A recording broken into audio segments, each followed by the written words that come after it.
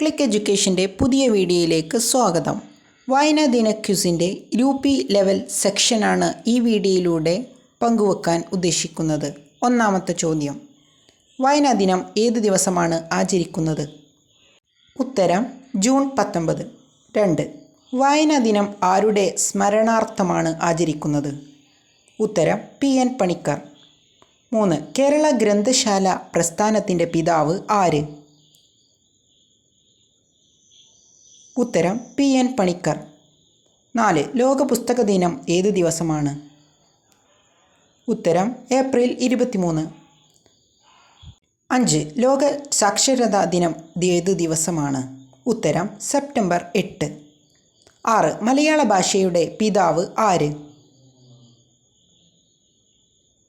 ഉത്തരം തുഞ്ചത്ത് എഴുത്തച്ഛൻ. 7. കൃഷ്ണഗാഥ രചിച്ചത് ആര്? ഉത്തരം ചെറുശ്ശേരി നമ്പൂതിരി. 8. അധ്യാത്മരാമായണം രചിച്ചത് ആര്? ഉത്തരം തുഞ്ചത്ത് എഴുത്തച്ഛൻ. 9. കേരള സാഹിത്യ അക്കാദമി എവിടെയാണ്? ഉത്തരം തൃശ്ശൂർ. 10. ഇന്ത്യയുടെ ദേശീയ ഗ്രന്ഥശാല എവിടെയാണ്? ഉത്തരം കൊൽക്കത്ത.